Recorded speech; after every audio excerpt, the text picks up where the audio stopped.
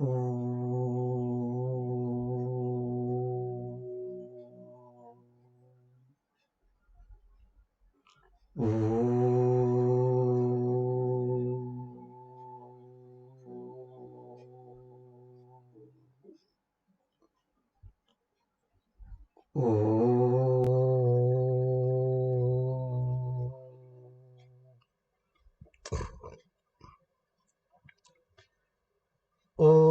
సహనావవతు సహనౌ భునక్తు సహ వీర్యం కరవావహై తేజస్వినావధీతమస్తు మా విద్విషావహై.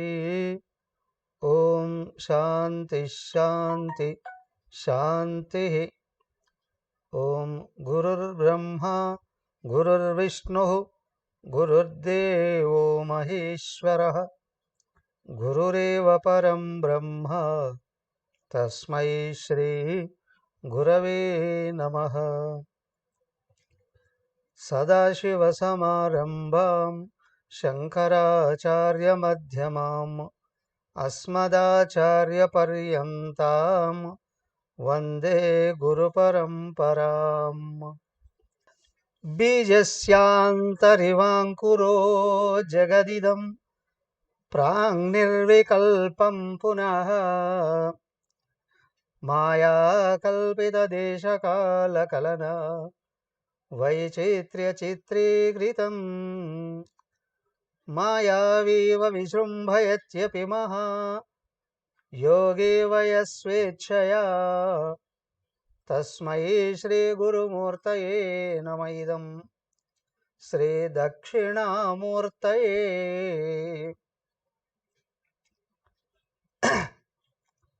ఉపాదానం ప్రపంచస్య సంయుక్తాః పరమాణవః మృదన్వితో ఘటస్తస్మాత్ భాసతే నేశ్వరాన్వితః.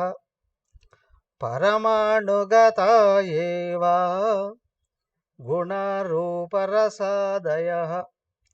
కార్యే సమానజాతీయం ఆరభంతే గుణాంతరం. బీజంలో అవ్యక్తంగా వృక్షమంతా ఉన్నట్లుగానే మళ్ళీ ఆ బీజం నుండే వృక్షం పైకి వచ్చి వ్యాపింపబడినట్లుగా ఇదిగో కనిపిస్తూ ఉన్నటువంటి బ్రహ్మాండం అంతా ఎవరిలో బీజస్వరూపమై అవ్యక్తంగా ఉందో మాయ చేత దేశము కాలము కల్పించబడి ఇదిగో ఈ బ్రహ్మాండం అంతా ఎవరి చేతనైతే విజృంభించబడిందో వ్యాపించబడిందో ఆ వ్యాపింప చేసిన వాడు మాయావిలాగాను గారడి విద్య చేసే గారడివాడిలాగాను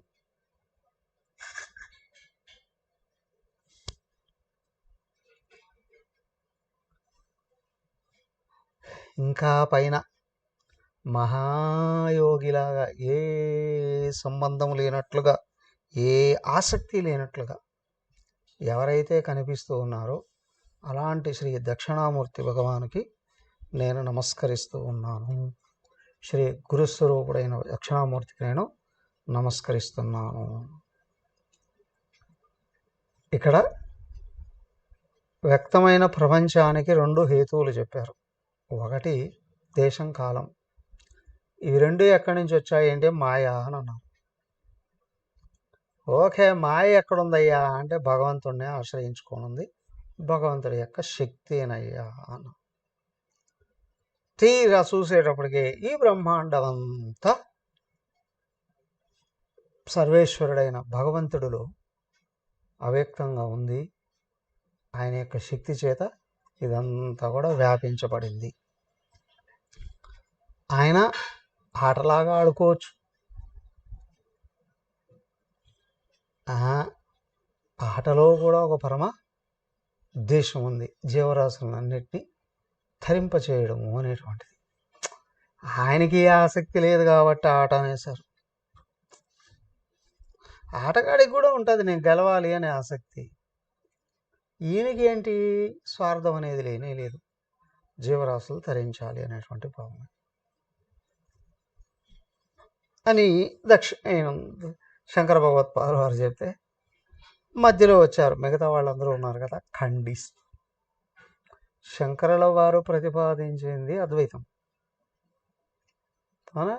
మిగతా దర్శనకారులు ఉన్నారు కదా, షట్ దర్శనాలలో చివరిది ఉత్తర మీమాంస ఏదైతే ఉందో, బ్రహ్మసూత్రాలు ఏవైతే సపోర్ట్ చేస్తూ బోధిస్తూ ఉన్నాయో అది శంకరాద్వైతం లో చెప్పబడింది. మిగతా 5 అండి, 5 ద్వైతాలే. వైశేషికం, న్యాయం, సాంఖ్యం, యోగం, పూర్వమీమాంస, ఇవన్నీ ద్వైత మతాలు. ఉత్తర మీమాంస ఉందే అద్వైత మతం, ఉన్నవాడు అక్కడే. మిగతా 3 ఉన్నాయి. 3 ఈ మొదటిది వైశేషికం ఏదైతే ఉందో, వైశేషికం న్యాయంలో కూడా న్యాయం కూడా ఈశ్వరుని ఒప్పుకో. సాంఖ్యం దగ్గరికి వచ్చేటప్పటికి ఇక్కడ వైశేషిక న్యాయంలో అణువులు కలిసి ప్రపంచం అంతా తయారవుతుందండి. అక్కడ ప్రకృతి పురుషుడు కలిసి, అదే ప్రకృతి తనలో తాను కలిసి మొత్తం వ్యక్తం అవుతుందండి. న్యాయం కూడా సాంఖ్యం దగ్గరికి వచ్చేటప్పటికి కొంచెం ఈశ్వరుడు, ప్రకృతి, జీవుడు ముగ్గురు శాశ్వతమేనండి. ముగ్గురు ఉన్నారండి కదా, వాటిని వివరిస్తున్నారు. మొదట వచ్చేటప్పటికి అయ్యా ఉపాదాన కారణమైనటువంటి ఇదిగో మట్టి ఉంది, కుండ తయారైనప్పుడు కుండంతా మట్టే కదా ఉండేది కదా. అలాగే అణువుల యొక్క కలయికతో ఈ ప్రపంచం అంతా తయారైంది. ఈశ్వరుడితో ఏంటండి అవసరం? పరమాణుగత ఏ గుణారూపదసాదేహ, అదిగో అణువులు ఎక్కడి నుంచి వచ్చే పరమాణువులోనే ఉన్నాయి ఎన్ని గుణాలు.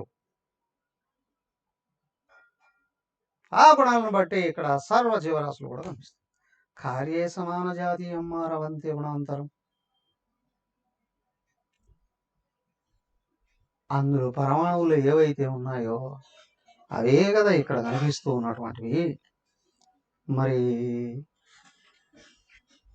ఈశ్వరుడితో ఏంటండి అవసరం? చూడండి ఇంకొంచెం ముందుకెళ్ళి, ఇది వైశేషిక మతం అణు సిద్ధాంతం.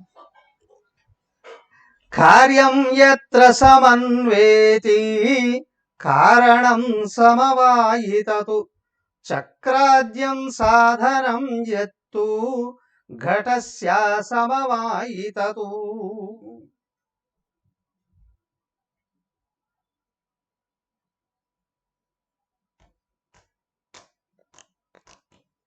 కార్యం యత్ర సమన్వేది కారణం సమవాయితతు. ఇక్కడ ఇంతవరకు విన్న వేదాంతంలో ఈ పదాలు రాలేదు, కొత్త పదాలు వస్తున్నాయి. సమవాయీ కారణము, అసమవాయీ కారణము. ఏమిటయ్యా సమవాయీ కారణము అని అంటే, ఉపాదానమైన వస్తువు ఏదైతే ఉంటుందో దాని చేత తయారు కాబడినటువంటి వస్తువులన్నిటిలో కూడా అదే ఉంటుంది. మట్టే కుండలన్నిట్లో ఉంది అంటే కారణమైన మట్టి కార్యంలో కూడా కనిపిస్తుంది. కానీ అయితే అనొచ్చు, ఏమయ్యా మట్టితో తయారయ్యే కుండలని నిజమే, కానీ ఆ చక్రము మొదలైనటువంటి సహకార కారణాలు అవి లేకపోతే ఎట్లా అవుతాయండి? దానికి ఏమన్నారు? చక్రాద్యం సాధనం ఎత్తు ఘటస్య అసమవాయితతు. ఇవి అసమవాయి కారణాలు. ఏమిటి? కుండ తయారు కావాలంటే చక్రం మీద మట్టి పెట్టి తిప్పినప్పుడే కదా కుండ తయారు కావడానికి అవకాశం ఉంది. ఆ చక్రము అవన్నీ సహకార కారణాలు అన్నారు అక్కడ. ఇవి అసమవాయి కారణాలు అని అంటారు. సమవాయి కారణం ముడిసరికే ఉపాదాన కారణం, అసమవాయి కారణం సహకార కారణం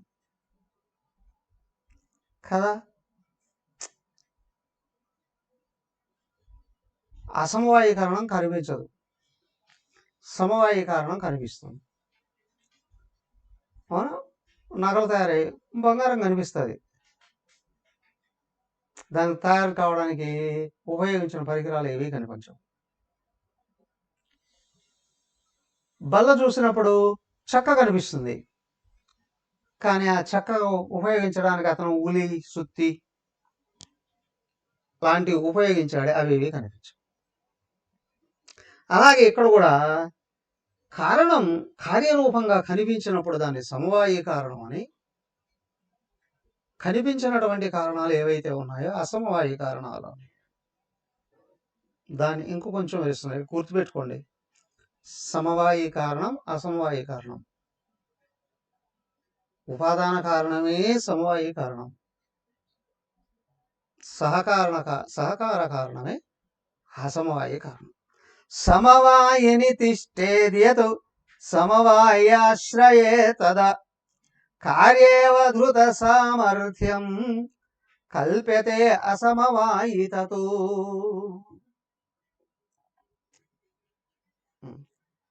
సమవాయిని తిష్టేత్ యత్ అసమవాయాశ్రయే తదా.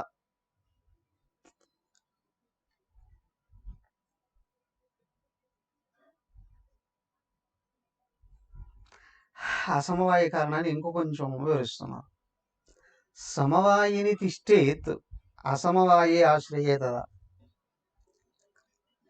సమవాయీ కారణములోనే కలిసిపోయి ఉన్నది అని అనుకోండి, ఒక్కొక్కసారి అసమవాయీ కారణం అది కూడా వచ్చి దీంట్లో కలిసిపోయిందండి. ఓకే. కార్యే అవధృత సామర్థ్యం కల్ప్యతే అసమవాయితతు.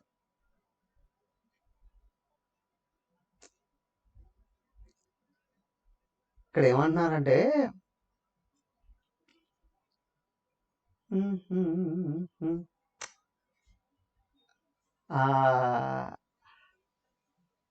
తయారు చేసిన వాడిని కూడా సహకార కారణంగా కలిపేశారు. ఒక్కొక్కసారి వీళ్ళు ఏమంటున్నారు, అక్కడ ఫస్ట్లో స్టార్టింగ్లోనే అన్నారు కదా, కొంచెం సూక్ష్మంగా అర్థం చేసుకోవాలి. ఈశ్వరుడితో సంబంధం ఏంటి? మట్టి ఉంది కాబట్టి కుండ తయారైంది కదా. కానీ ఇక్కడ నిమిత్త కారణం ఏదైతే ఉందో,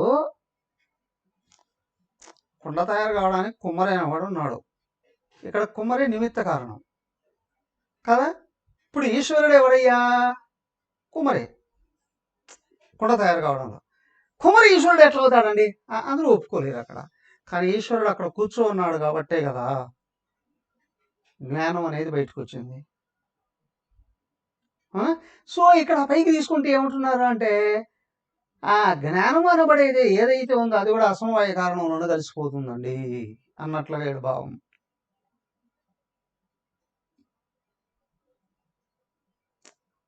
కుమ్మరి ఉపయోగించే పరికరాలు ఏవైతే ఉన్నాయో అలాగే కుమ్మరి తెలివితేటలు కూడా దాంట్లోనే కలిసిపోయినట్లుగా. కానీ పైకి కనిపించేది ఏమవుతుంది? ఉపాదాన కారణమే కదా. సమవాయిని తిష్టేత్యత్తు అసమవాయి ఆశ్రయే తదా. సమవాయిలోనే కలిసిపోయి కనిపిస్తుంది. ఆ తయారు చేయ కుమ్మరి ఎవడైతే ఉన్నాడో, వాడు తయారు చేసిన వాడు తెలివితేటలు ఏవైతే ఉన్నాయో అవి కూడా కుండలోనే కనిపించేసేస్తూ ఉన్నాయి. ఇక్కడ ఒక విధంగా ఏంటి అంటే, అందులో భాగమైన వాళ్ళన్నా సూక్ష్మంగా చూస్తేనేమో అంతర్గతంగా కుమ్మరి యొక్క తెలివితేటలు ఇందులో ఉన్నాయి కదా.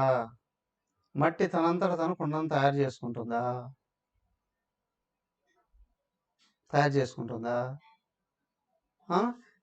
అంటారు ఈశ్వరుడు వచ్చి అక్కడ కూర్చొని ఏమన్నా తయారు చేశాడా? జనరల్గా అడుగుతారు నాస్తికులు, దేవుడు ఉంటే నాకు చూపించు, దేవుడు ఉంటే నాకు చూపించు. అడిగేవాడెవడు? దైవం అంటే ఏంటో సరైనటువంటి నిర్వచనము, సరైనటువంటి అవగాహన ఉన్నటువంటి వాడికి పెద్దగా చెప్పాల్సిన అవసరం లేదు. అసలు దైవం అంటేనే ఒక ఊహకులోనే ఉంటాడు.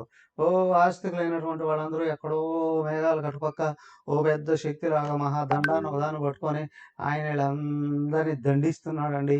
చేసే కర్మలకు అకర్మలు ఫలాలు ఇస్తూ ఉన్నాడండి. ఇదంతా ఆ ఊహలో బతుకుతున్నారండి అని. కానీ తత్వశాస్త్రం ఏం చెప్తుంది? కనిపించే ప్రతి జీవిలో జీవ చైతన్యం ఆయనే.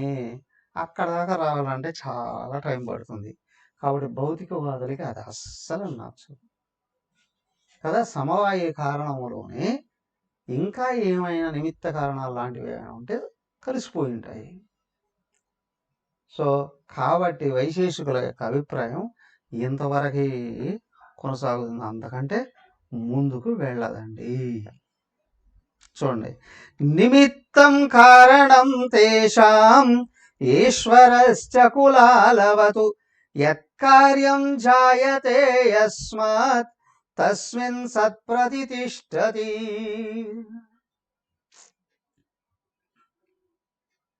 అయితే ఇప్పుడు నైయాయికుల యొక్క విషయం ఎంతవరకు వస్తుంది అయ్యా అంటే చూడండి, దానికి ఆ భావన ఏమిటి అంటే ఇంతకుముందు చెప్పినటువంటి విధానంలో లాగా సహకార కారణములోనే తెలివితేటలు కూడా కలిసిపోతున్నాయి వైశేషికుల అభిప్రాయం. సమవాయి అనేది ఏదైతే ఉందో ఉపాదాన కారణం కదా ముడిసరుకు, అదే కదా కార్యరూపం దాల్చి వస్తువు కూడా కనిపించేది. నువ్వు ఒకవేళ సహకార కారణాలు ఉన్నాయి, అదేది చక్రం మొదలైనటువంటివి అని ఒప్పుకునేటట్లయితే కుమ్మరి తెలివితేటలు కూడా దాంట్లోనే కలిసిపోయినట్లే, వేరుగా ఏమీ లేవు. కానీ ఇంకా ఒకటి, నిమిత్తం కారణం తేషాం ఈశ్వరస్య కులాలవతు యత్ కార్యం జాయతే యస్మాత్ తస్మిన్ సత్ప్రతిష్ఠతి.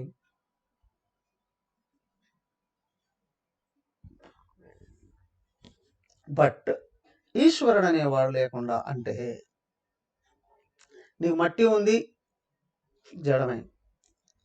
చక్రం మొదలైనటువంటి వస్తువులు ఉన్నాయి, సహకార కారణాలు, అవి జడమే. అవునా? మరి కుమ్మరి జడుడా? తెలియదేట్లా కదా అండి, కంప్యూటర్లో వేసేసిన వస్తువులు తయారు చేసేస్తాయి. ఓకే, కంప్యూటర్ కూడా ఫీడ్ చేస్తే వస్తువులు తయారవుతాయి. కంప్యూటర్ ఫీడ్ చేసేవాడు ఎవడు? కంప్యూటర్ని ఆపరేట్ చేసేవాడెవడు? అసలు ఆ జ్ఞానాన్ని గుర్తించి పైకి తీసేవాడెవరు? ఆ జ్ఞానాన్ని సద్వినియోగం చేసేవాడెవడు? వీడిని ఎంత ఈజీగా తీసేస్తే ఎట్లా కదా. సో కాబట్టి ఇక్కడ ఏంటి అని అంటే, నిమిత్తం అనేటువంటిది ఏదైతే ఉందో ఇది అత్యంత ప్రధానమైనటువంటి కారణం. జీవ చైతన్యం ఇదే అయ్యింది, అక్కడే ఉన్నాడయ్యా ఈశ్వరుడు.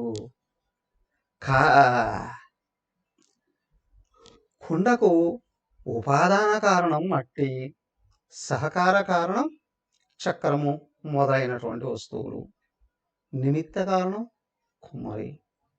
సేమ్ వే కనిపించేటువంటి బ్రహ్మాండానికి అతడికి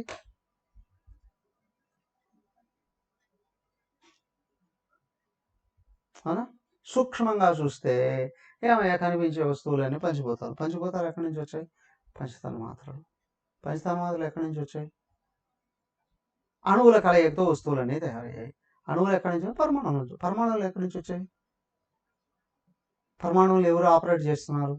అంతకంటే దాటి ఎడగలేకపోయినప్పుడు నువ్వు అంతే అని అంటావు. నీకు ఎంతవరకు తోచిందో దాన్నే పట్టుకొని, అవునా నేను తెలుసుకున్నదే కరెక్టు, దీనికంటే ఎక్కువైంది లేదు అనే భావంగా లోపల చేరుకుంది అని అనుకోండి, పిడివాదం చేస్తావు.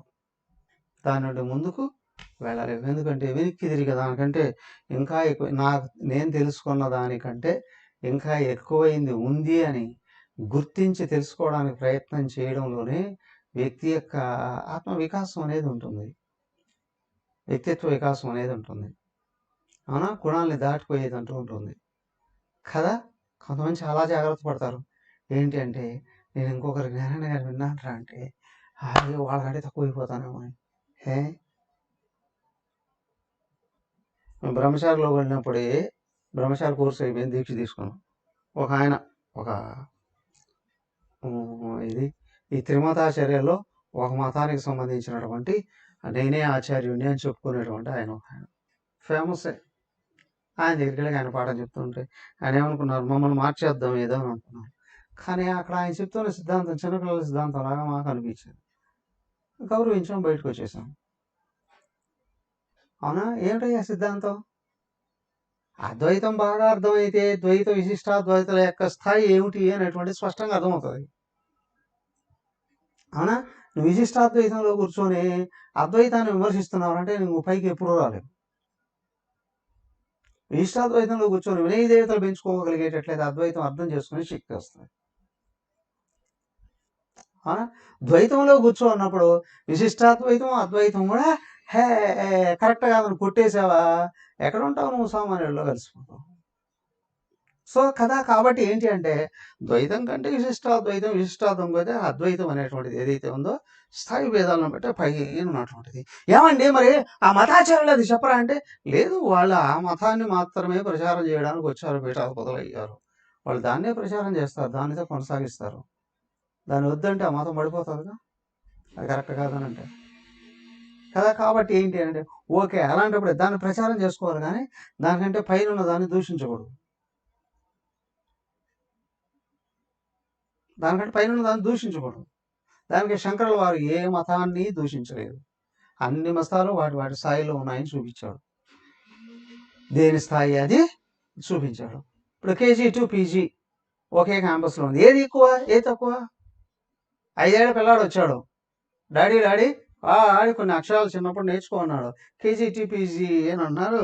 ఏది ఎక్కువైంది అని అంటే, వాళ్ళ నాన్న కేజీ కాదురా పీజీ అని అంటే, నేను పీజీ జాయిన్ అవుతాను అని అంటాడు. పీజీ ఎక్కువైంది అని అంటే దానికి ఏం చెప్తారు, వాడు కేజీలోకి వెళ్ళాలి కాబట్టి కేజీ చాలా గొప్పదిరా అని చెప్తా, అయితే నేను కేజీలోనే జాయిన్ అవుతాను అంటాడు. క్రమంగా చదువుకుంటూ పైకి వచ్చేప్పుడు వాడికి అర్థమవుతుంది. కాబట్టి డాడీ అప్పుడు నువ్వు నాకు ఎందుకు ఎట్లా చెప్పావంటే, ఆ మాట అప్పుడు ఎందుకు అడగలేదురా, ఈ మాట అప్పుడు ఎందుకు అడగలేదు, అప్పుడు అడిగే స్థాయి లేదో, చెప్తే అర్థం చేసుకునే స్థాయి కూడా లేదు కాబట్టి. సో కాబట్టి ఇక్కడ ఏంటి అంటే త్రిమతాచార్యాలు కూడా వాళ్ళ మతాన్ని గురించి వాళ్ళు గొప్పగా చెప్పుకుంటారు. కానీ పైదాన్ని విమర్శిస్తే అల్ప గుణాలు ఉన్నట్టే. కానీ చివరికి వచ్చి అద్వైత స్థితిలో నిలబడుకున్నవాడు ప్రతి ఒక్కదానికి ఒక స్థాయి ఇస్తాడు. ఏ స్థాయిలో ఉన్న వాళ్ళు అక్కడికి వెళ్తారో అది నేర్చుకుంటారు కదా. కాబట్టి ఇక్కడ సద్దర్శనాలు కూడా ఏంటంటే దర్శనాచార్యాలు కూడా గొప్పవాళ్ళే, కానీ ఒక్కొక్కరు ఒక దర్శనం కనిపెట్టారు, ఒక్కొక్కరు దాన్ని తీసుకొచ్చి అక్కడ చూశారు. వైశేషికం, న్యాయం, సాంఖ్యం, యోగం, పూర్వమాంసం ఒకదానికంటే ఒకటి గొప్పదే, కానీ ఇవన్నీ కూడా ద్వైతమే. ద్వైత విశిష్ట అద్వైత స్థాయిలో ఉండేటువంటివి. మరి అద్వైతం దగ్గరికి వెళ్తే వీటన్నిటి దాటి పైన ఉన్నటువంటి దానికి ఉత్తరమీమాంస. దానికి ఇక్కడ ఏంటి అంటే నిమిత్తం కారణం తేషాం ఈశ్వరస్య కులాలవతు. కులాలవతు కుమరి వలె, అవునా? నిమిత్తం కారణం తేషాం, ఈ సహకార కారణం ఉపాదాన కారణానికి ఈశ్వరుడు ఎలాంటి వాడయ్యా? నిమిత్త కారణం. ఎత్త కార్యం జాయతే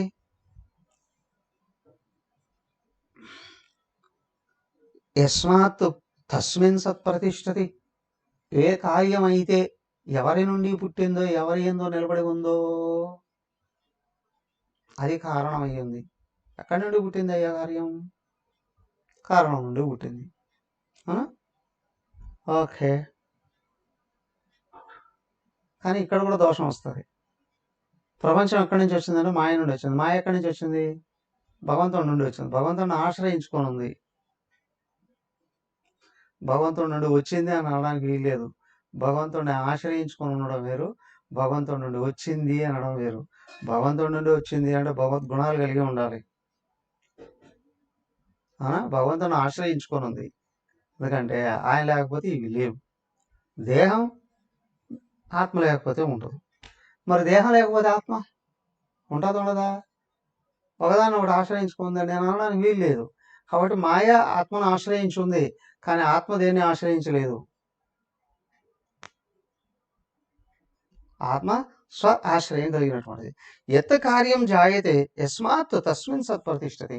అయితే కనిపించే ఈ కార్యము కారణం కూడా ఎక్కడి నుండి అయితే ఉద్భవించాయో, దేన్ని ఆశ్రయించి ఉన్నాయో ఆయన ఈశ్వరుడు అండి.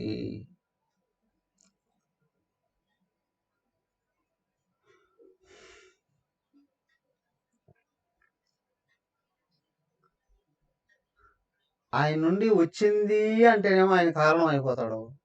ఆయన ఆశ్రయించుకొని ఉన్నది అంటే ఆయన కార్యకారణ అతీతుడు అవుతాడు. కఠోపనిషత్తులో చెప్పారు చూడండి, ఏదైతే కార్యకారణాలకు అతీతమై ఉన్నదో. ఇంకొంచెం ముందుకు వెళితే దీంట్లో ఉన్నటువంటి మూలం కూడా తెలుస్తుంది చూడండి. మృత్తికాయాం ఘటస్థంతౌ పటస్వర్ణేంగుళీయకం ఇది వైశేషికా ప్రాహుః తదా నైయాయికా అపి. కొంచెం లోపలికి వెళ్ళి విశేషణాన్ని తీశారు. ఈశ్వరుడు ఆధారమే కానీ కారణం కాదు, కానీ ఉన్నాడు. వీళ్ళేమంటారు, నిమిత్తం అనేటువంటిది కారణం అనేది ఉంది కదా, ఇక్కడ వాళ్ళు గుర్తించట్లేదు. దానికి ఏమంటున్నారు వైశేషికులు, న్యాయులు, న్యాయశాస్త్రాన్ని అనుసరించేటువంటి వాళ్ళు కూడా, న్యాయ దర్శనం వాళ్ళకు నాస్తికులే. దానికి మూలం ఈయన గౌతముడు. వైశేషికులు నాస్తికులే, న్యాయ దర్శనాన్ని అనుసరించే వాళ్ళు కూడా నాస్తికులే. దానికే మృత్తికాయాం ఘటః తంతౌ పటః స్వర్ణేయ అంగుళీయకం ఇది వైశేషిక ప్రాహు. మట్టి నుండే కొండొచ్చింది, అవునా? పత్తి నుండి దారం వచ్చింది, పత్తి దారం నుండి బట్ట వచ్చింది, బంగారం నుండి ఉంగరం వచ్చింది. ఇది వైశేషిక, అంతే కదా. తదా నైయాయికా అపి, వైశేషిక నైయాయికా అపి. దానికి ఇంక మూలం ఈశ్వరుడు ఇంకొకడు ఎక్కడ ఉన్నాడండి? ఇది ఏంటి అవసరం అండి? ఈశ్వరుడితో ఏంటి అవసరం? ముడిసరుకు నుండి దాంట్లోనే కలిసిపోయింది ఉపాదాన కారణం కూడా అని, దాంట్లోనే కలిసిపోయింది నిమిత్త కారణం కూడా అని. నిమిత్త కారణం ఉపాదాన కారణం కూడా అందులోనే కలిసిపోయినాయి. వేరుగా ఎక్కడున్నాడు ఆయన? వేరుగా ఈ వస్తువుల అస్తిత్వాన్ని కలిగి లేడు కదా. ఇప్పుడు మట్టి నుండి కొండ వచ్చింది, ఆ కొండను తయారు చేయడానికి ఉపయోగించే ఆ చక్రం కావచ్చు, ఆ కుమ్మరి కావచ్చు, దాంట్లో అంతర్గతం అయిపోయి ఉన్నారు. ఇది వీళ్ళ అభిప్రాయం.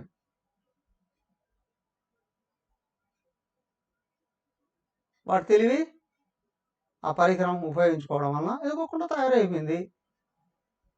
కారణం కార్యంగా తయారైపోయింది. ఈశ్వరుడితో ఏంటి అవసరం ఇక్కడ? ఆయన నుంచి కూర్చొని తయారు చేశాడు అనడానికి. ప్రపంచం అంతా భగవంతుడు తయారు చేశాడండి. స్థూలంగా చూస్తే నువ్వు ఎక్కడి నుంచి వచ్చావు అంటే మా అమ్మ నాన్న నుండి, అంతే కదా. అమ్మ నాన్న ఉంటే సరిపోతుంది కదా. మరి ఈశ్వరుడిది ఏమి అవసరం? అందరినీ పుట్టించింది ఈశ్వరుడే అని ఆస్తికులు చెప్తారు. అందరినీ నడిపించేవాడు ఈశ్వరుడే, ఎక్కడున్నాడో చూపించు అంటారు కదా. మీ అమ్మ నాన్న కన్నారు, పెంచారు, పెద్ద చేశారు. మీరు పెరిగి పెద్ద పెళ్లి చేసుకొని మళ్ళీ పిల్లలు అన్నారు. ఈశ్వరుడితో ఏంటంటే అవసరం? కానీ కొంచెం మనసు పెట్టి ఆలోచన చేయగలిగేటట్లయితే ఈ సృష్టి ఎక్కడి నుంచి, అది కూడా అంతే కదా అంటారు. అవునా కదా. అమ్మ నాన్న ఉన్నారు, ఓకే ఉన్నారు, ఎప్పుడు ఉంటారా? ఏమంటారు? అది ప్రకృతి ధర్మం అండి అంటారు. అయిందా? అది ప్రకృతి ధర్మం అండి. ఇంతవరకు అమ్మ నాన్నగా ఉండింది ఎవరు అంటే అదిగో వాళ్ళే కదా. ఆ శరీరాలు లేవు, దహనం చేసేసారు, అయిపోయాయి. ఎక్కడి నుంచి వచ్చారు? ఇదిగో పంచభూతాల నుండి వచ్చారు కదా అండి. మళ్ళీ పంచభూతాల్లోనే కలిసిపోయారు కదా అండి. వేరుగా ఏముందండి? ఎక్కడుందండి? చూపించు ఉంటే. ఎందుకంటే స్థూల దృష్టి అని, అంతే. వైశేషికులైనా న్యాయులైనా వాళ్ళ దృష్టి అంతవరకే వెళుతుంది, అంతకంటే సూక్ష్మంగా వాళ్ళు ఆలోచించలేరు. పైగా ఇంకా చెప్తారు, వాళ్ళు ఇంకా వర్ణిస్తున్నారు ఏంటి అంటే, ఈ పరమాణువులోని ఈ గుణాలు కూడా ఉన్నాయండి అంటున్నారు. ఏమిటి? రజసత్వం తమశ్చేతి ప్రధానస్య గుణాస్త్రయః రజో రక్తం చలం తేషు సత్వం శుక్లం ప్రకాశకం తమః కృష్ణం చావరకం సృష్టిస్థిత్యంత హేతవః ఇది సాంఖ్యాశ్చ భాషంతే తేషాం దూషణముచ్యతే. అయితే వీళ్ళు చెప్పేటువంటి విషయం ఏమిటయ్యా, వీళ్ళలో సాంఖ్యులు కూడా వచ్చి కలిసారు. రజః సత్వం తమశ్చ ఇది ప్రధానస్య గుణాత్రయ. గుణాలు ఉన్నాయి అని అంటున్నారు కదా. గుణాలు కూడా ఇక్కడ పరమాణువుల్లో గుణాలు ఉన్నాయి. ఈ 3 గుణాలు ఉన్నాయి. రజో రక్తం, రజస్సు ఎర్రగా ఉంటుంది. చలంచ తేషు అన్ని విషయాల్ని కదిలిస్తుంది. సత్వం శుక్లం, సత్వగుణం తెల్లగా ఉంటుంది. ప్రకాశకం అన్నిటినీ వెలిగించి చూపిస్తుంది. తమః కృష్ణం, తమస్సేమో నల్లగా ఉంటుంది. చావరం సృష్టి, అది ఏదేని కనిపించనీయకుండా చేస్తుంది. సృష్టి స్థితి అంతహేతవ, ఈ 3 సృష్టి స్థితి లయాలకు కారణం. ఇది సాంఖ్యాస్య భాషంతే, ఈ విధంగానే సాంఖ్యులు కూడా చెప్తున్నారు. తేషాం దోషణం వచ్చింది. సాంఖ్యులతో సహా ఇవన్నీ మీ అని చెప్తున్నారండి. ఏంటి అంటే ఎదుగో అవ్యక్తంగా ఉంటుంది, కనిపించకుండా ఉంటుంది, స్థూలమైన వస్తువుల్ని తయారు చేస్తుంది. అదే చెప్పేది అన్ని చోట్ల కూడా. ఏది అంటే తమో గుణం తయారవుతుంది, మరి రజోగుణం వచ్చి అన్నిటిని కదిలిస్తుంది, అది ఎర్రగా ఉంటుంది. ఆ తర్వాత సత్వగుణం వస్తుంది, ఇది ప్రకాశమైనటువంటిది, అవునా, ఇది తెల్లగా ఉంటుంది, ఇది అన్నిటినీ ఆపరేట్ చేస్తుంది. ఓకే, అయిపోయింది. 3 గుణాలే కదా. 3 గుణాల కంటే వేరుగా ఇంకా ఏదైనా ఎక్కడుంది చూపించండి, అవునా. కానీ 3 గుణాలను ఆపరేట్ చేసేది ఎవడయ్యా, వీళ్ళకి తోచదు, అవునా. నీకు 3 గుణాలు ఉన్నాయి, లేవు, ఉన్నాయి. నువ్వెవరు? ఒక వస్తువును వాడుకునేటప్పుడు వాడుకునే వ్యక్తి లేకుండా వస్తువులు వాడుకోవడం అని ఉంటుందా? వాడుకుంటున్నాను. ఎవరండి? ఎవరు లేరండి. వాడుకున్నాను ఎవరు లేరండి. తయారయ్యాయి ఎవరు తయారు చేసేవాడు ఎవరు లేడండి. ఎలా? తయారు చేసేవాడు లేకుండా తయారు కావడం అనేటువంటిది, వాడుకునేవాడు లేకుండా వాడుకోవడం అనేటువంటిది ఏ విధంగా ఉంటుంది, అహేతుకంగా ఉంటుంది. బుద్ధి స్థిమితం లేనటువంటి వాళ్ళకి, మనశ్శాంతి లేనటువంటి వాళ్ళకి, సూక్ష్మ దృష్టి లేనటువంటి వాళ్ళకి, లేదా జనరల్గా అంటారు, నేను పట్టుకున్న కుందేలకి 3 కాళ్ళు ఉన్నాయండి, జనరల్గా అంటారు చూడండి, మూర్ఖ పట్టుదల ఉన్నటువంటి వాళ్ళకి ఏమనిపిస్తుంది, వాళ్ళ వాదమే కరెక్ట్ అని అనిపిస్తుంది. అఫ్కోర్స్ అనిపించవచ్చు. కానీ అన్నిటి ఈ 3 గుణాలను ఆపరేట్ చేసేవాడు ఉన్నాడా లేడా? ఇంకొకటి లేకుండా ఇవి ఎలాగా ఆపరేట్ చేయబడతాయి? ఉన్నాడా లేడా? మిమ్మల్ని అడుగుతున్నా. ఆపరేట్ చేసేవాడు ఉన్నాడా లేడా? ఎవడవాడు? ఎక్కడున్నాడు? గుర్తించిరండి. నెక్స్ట్ క్లాసులో తెలియపరచుకోవడానికి ప్రయత్నం చేద్దాం. 9 నుండి. హరి ఓం. సర్వే భవంతు సుఖినః, సర్వే సంతు నిరామయాః, సర్వే భద్రాణి పశ్యంతు, మా కశ్చిద్ దుఃఖభాగ్ భవేత్. ఓం శాంతి శాంతి శాంతి. హరి ఓం. శ్రీ గురుభ్యో నమః. హరి ఓం. హరి ఓం. విషయం, రేపటి నుండి నేను వేరే పని మీద వెళ్తున్నా. నాకు అవకాశం ఉంటే అక్కడ క్లాస్ పెట్టడానికి ప్రయత్నం చేస్తా, లేదా అంటే 1 వారం రోజులు క్లాస్ ఉండదు. ఇది మననం చేసుకో. అందరికీ పుస్తకాలు వచ్చాయా? ఉన్నవాళ్ళు అందరూ చదవండి, డిస్కస్ చేసుకోండి. లేని వాళ్ళు తెప్పించుకొని చదవండి. అలాగా ఇంతకుముందు విన్నటువంటి పుస్తకాలను కూడా చదవడానికి ట్రై చేయండి. వీలైతే ట్రై చేస్తా, లేదా అంటే రేపు మాత్రం ఖచ్చితంగా ఉండదు. 7 గంటలకు ట్రై చేయండి కలవడానికి. ఉంటే కలుద్దాం, లేకుంటే లేదు. ఓకే. దెన్ కొత్త వాళ్ళు ఎవరైనా ఉన్నారా ఇప్పుడు క్లాస్లో? కొత్త వాళ్ళు ఎక్కడ రాయచోటి నుంచి సరస్వతి. ఓ అరే మాతాజీ బాగున్నారా? మీ ఇంటికి వచ్చా కదా, మీ ఇంటికి వచ్చాను కదా. ఎస్ టీచర్ మీ ఆయన గారా? గుడ్, సంతోషం. అవును సార్. మీ నెంబర్ కూడా ఇస్తే గ్రూప్లో వేసేస్తాను, దేవి గ్రూప్. నా వాట్సాప్కి మీ నెంబర్ పంపించు. సంతోషం. ఇంకా ఎనీ డౌట్స్? స్వామి ఒక అమ్మా అడుగుతాను. అమ్మా ఇప్పుడు ఈ వైశేషికులు చెప్పిన దాంట్లో పరమాణువుల వరకు అంటే అదంతా భౌతిక పదార్థమే కదా స్వామి. వాళ్ళు నిమిత్త కారణం కూడా దానినే కల్పిస్తున్నారు. అంటే నిమిత్త కారణంలో ఉండేది జ్ఞానం కదా స్వామి, అది చేతనత్వంతో కూడిండేది, అది మెటీరియల్ థింగ్ కాదు కదా. దాన్ని వాళ్ళు ఈశ్వరుడిగా గుర్తించచ్చు కదా స్వామి. దాన్ని వాళ్ళు దీంట్లో కల్పిస్తే అది దానికి వాళ్ళు ఒప్పుకోరు. ఏం కారణం చెప్తారు? ఒప్పుకుంటే వాళ్ళు దాటిపోతారో లేదా సిద్ధాంతం ఫెయిల్ కావచ్చు అని వాళ్ళ అభిప్రాయం. అయితే వాళ్ళు ఏం చెప్తారు అని అంటే పరమాణువుల్లో శక్తి ఉంది కదా, ఈ శక్తే కదా అని అంటారు.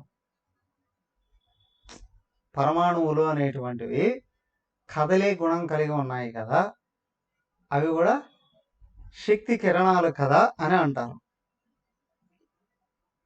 కానీ దీంట్లో జీవ చైతన్యం ఉంది కదా అది గుర్తించలేరు వాళ్ళు. దానికి అది గుర్తించిన వాడు దాటిపోతాడు. ఇక్కడ విశేషం ఏంటి అంటే స్కూల్లో జాయిన్ అయ్యాం, ఎల్కేజీలో కేవలం ఏబిసిడీలు చెప్పచ్చు. అలాగే యూకేజీకి వెళితే పదాలు నేర్పించవచ్చు. అవునా?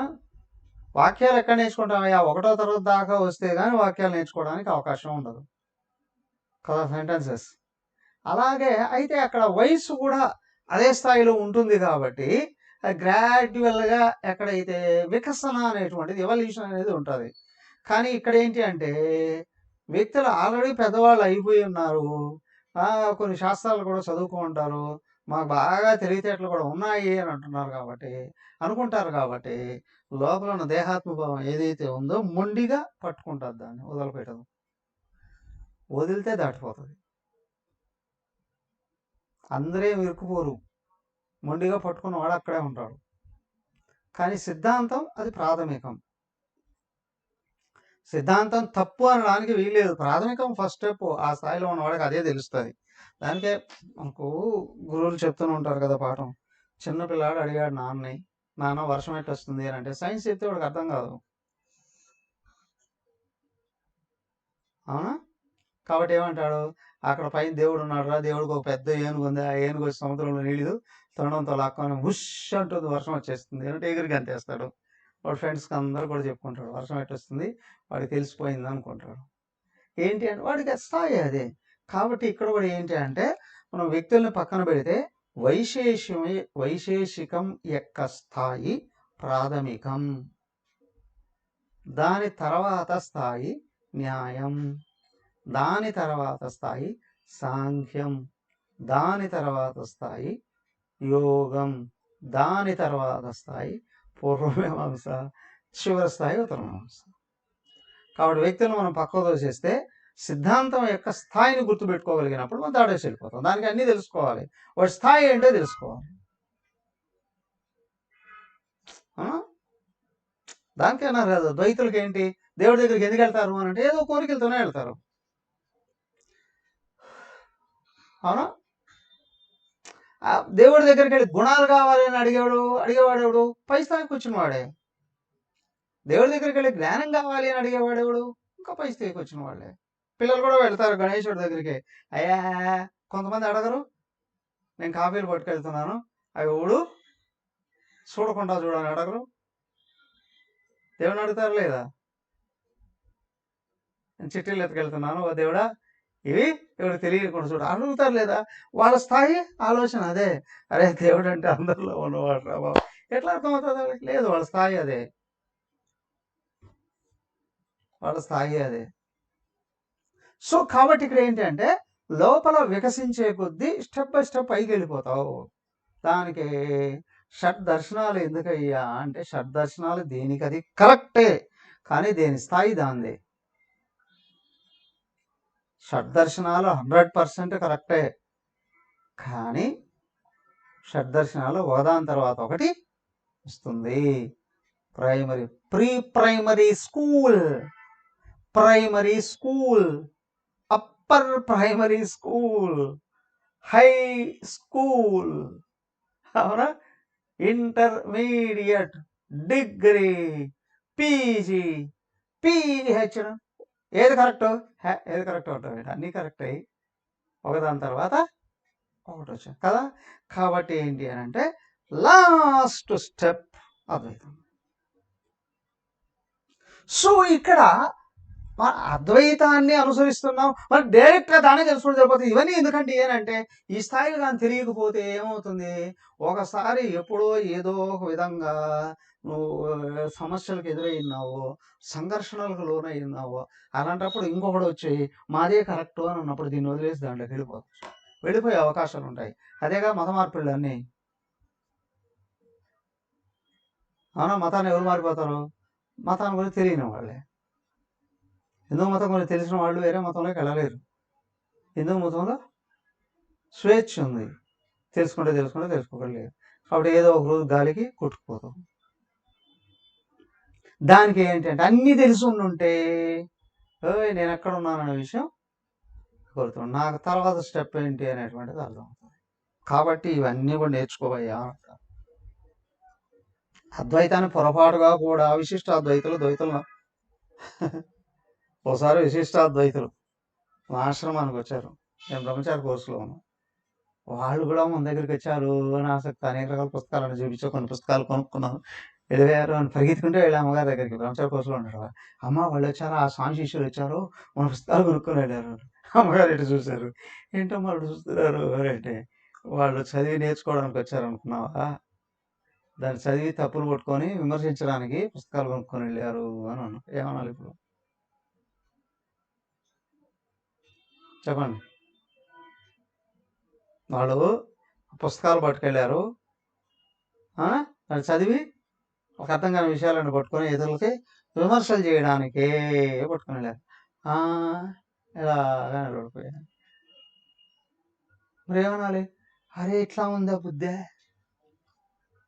సో కాబట్టి ఇక్కడ ఏంటి అంటే వాళ్ళ స్థాయిని బట్టి వాళ్ళు వ్యవహరిస్తారు. కానీ నేను అద్వైత అవలంబిని అని ఎప్పుడైతే నేను అనుకున్నానో, మిగతా వాటి స్థాయి కూడా అర్థం చేసుకోగలిగినప్పుడు ముందుకెళ్ళిపోతావు. ఒకటే పట్టుకున్నప్పుడు ఎక్కడైనా సమస్య వచ్చిందంటే జారిపోతావు. ఆయన ఎవరు? యమునాచార్యులు అద్వైతంలోనే ఉన్నారు. ముందు అర్థం కాకపోతే శిష్యుడు వెంటపడ్డాడు, మళ్ళీ గురుగారే శిష్యుడు వెంటపడేది.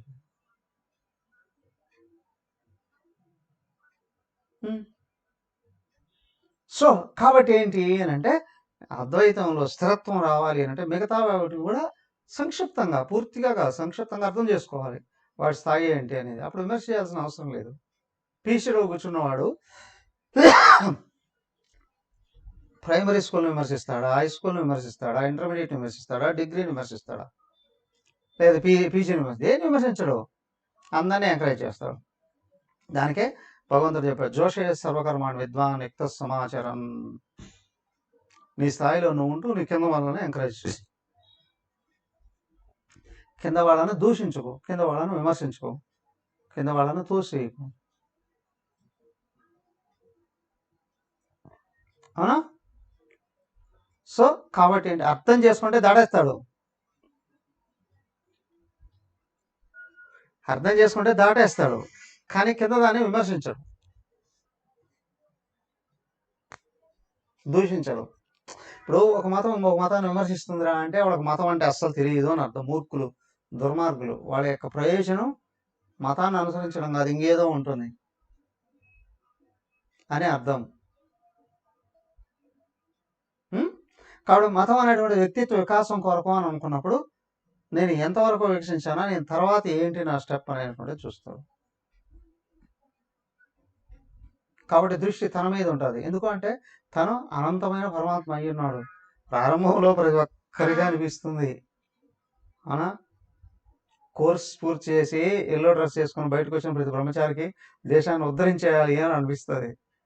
కానీ గట్టిగా ఎదురు దెబ్బ ఏదైనా తగిలింది అని అంటే ఏమవుతారు? సంసారంలో పడిపోతారు. కానీ కొంతమంది గట్టి పెండాలు నిలబడతారు. నిలబడి మళ్ళీ ఆచార్యాన్ని అనుసరించడానికి ప్రయత్నం చేస్తే, అయ్యా బ్రహ్మచర్యము అనేది నన్ను నేను శుద్ధి చేసుకొని ఉద్ధరించుకుంటూ నేను పరమాత్మగా మారడం కొరకు అని అనుకున్నప్పుడు తను మారుతూ ఉంటాడు. తను మారే కొద్దీ చుట్టుపక్కల వాళ్ళకి తెలుస్తుంది, అవునా, మా ఆచార్యుడు ఎదుగుతున్నాడు అనే విషయం తెలుస్తుంది. కాబట్టి అందరూ అనుసరించడం అనేటువంటిది జరుగుతుంది. అప్పుడు అలాగ మారుతున్న ఆచార్యుడికి కూడా మార్పు అనేది ఎంత కష్టమో అర్థమవుతుంది, అవునా. తన దగ్గరకు వచ్చి పాఠం వినడానికి ప్రయత్నం చేసే వాళ్ళ మీద కూడా ప్రేమ కలుగుతుంది, అల్పత్వం అనిపించదు, వాళ్ళు ఇంకా ఎంకరేజ్ చేయడం అనేటువంటిది జరుగుతుంది, అవునా.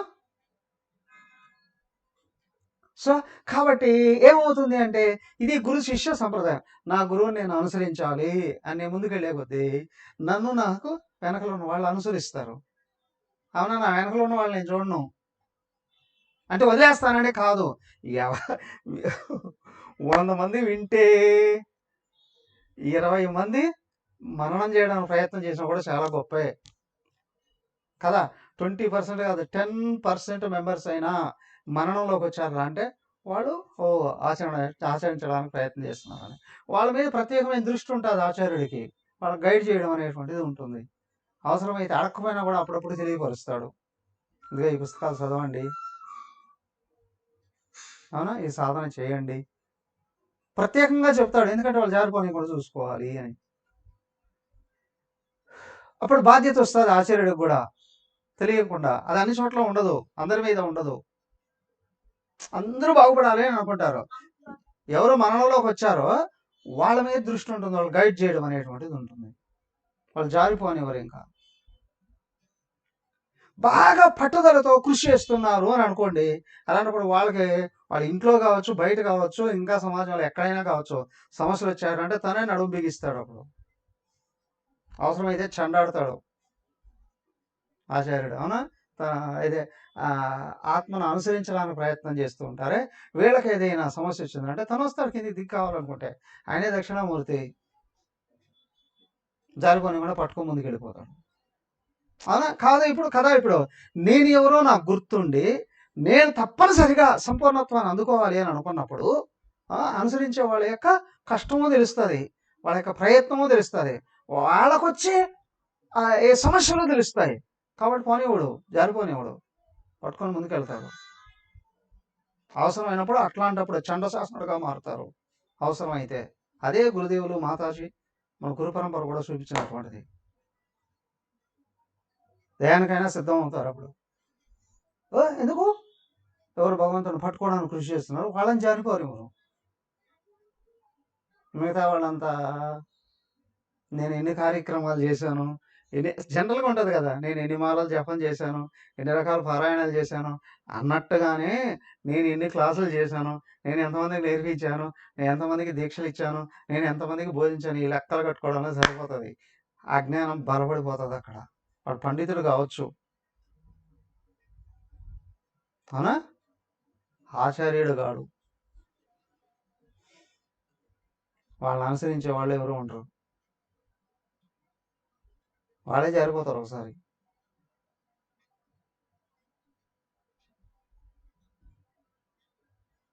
ముప్పై ఏళ్ళు ప్రచారం చేశాడు ఒక ఆయన, మొత్తం 2 రాష్ట్రాలని ఉర్రూతలొగించాడు. కానీ ఆయన డిప్రెషన్లోకి వెళ్ళిపోయాడు. అత్యంత నీరసంగా మాట్లాడుతున్నాడు, వినేవాళ్ళకు కూడా ఆసక్తి పడిపోయేటట్టు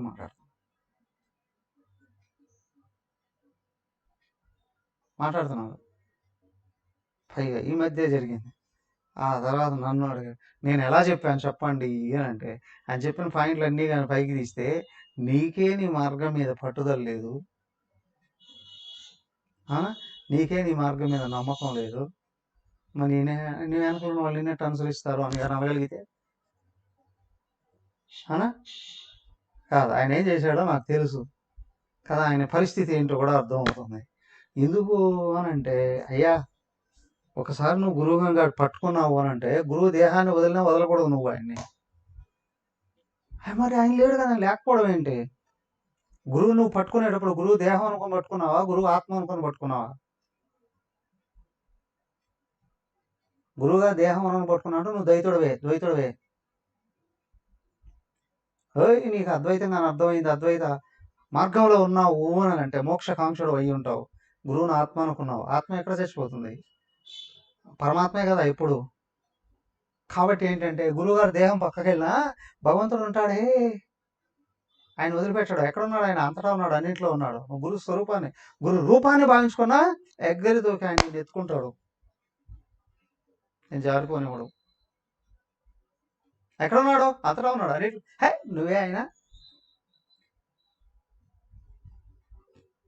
అవునా కదా? సో తదాస్తు. స్టెప్ బై స్టెప్ పైకి తీసుకుని వెళ్ళేటువంటివే దర్శనాలు. అవును, ఇవన్నీ ఎందుకు చూపిస్తున్నారంటే అద్వైతం యొక్క ప్రాధాన్యతను గుర్తించడం వరకు. తదాస్తు. హరి ఓం.